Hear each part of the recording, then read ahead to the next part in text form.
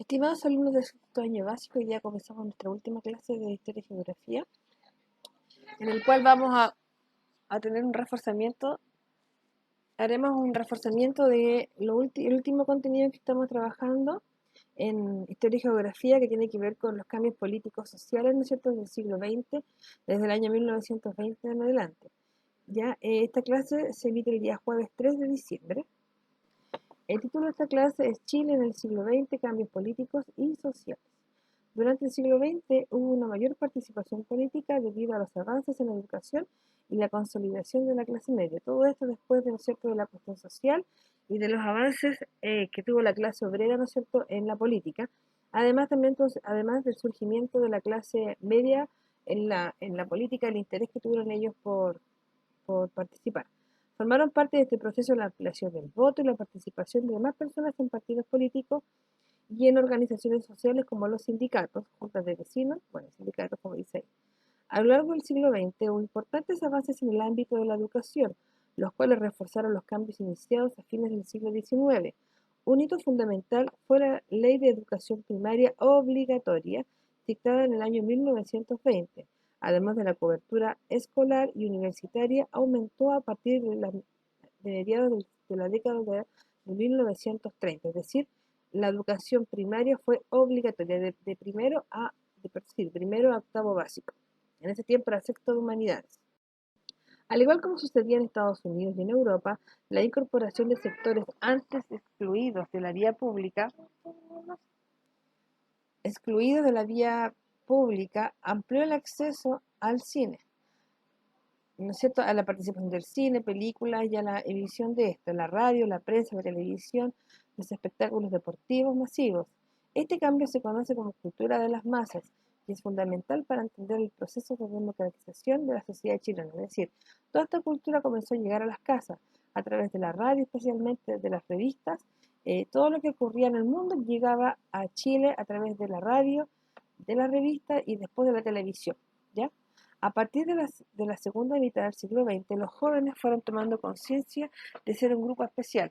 Esto sucedía porque una parte de los líderes políticos los llevaban a construir un mundo mejor y por otra parte la cultura de las masas les permitió formar su identidad a partir del consumo del cine, la música y la moda. Y todo esto a partir de 1960 en adelante.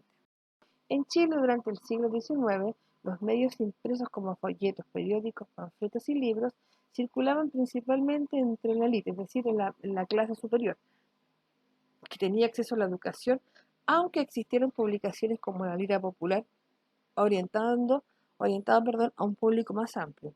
Con la profesionalización del periodismo, en el paso del siglo XIX al siglo XX, surgió la prensa especializada que se masificó con el desarrollo de la cultura de las masas, es decir, la radio, la televisión, el cine,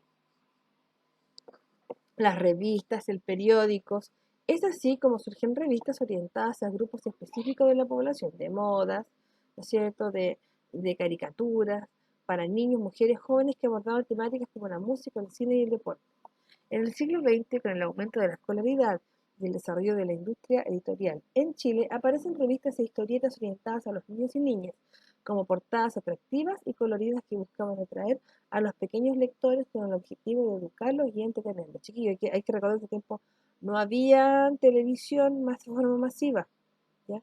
Entonces la única forma de entretener era a través de la lectura. Transformaciones culturales como la masificación de los medios, de la comunicación, el aumento de la participación juvenil y los movimientos de música también fueron relevantes dentro del proceso de democratización. Es decir, a través de todo esto, de la incorporación de los jóvenes a la participación de la vida política,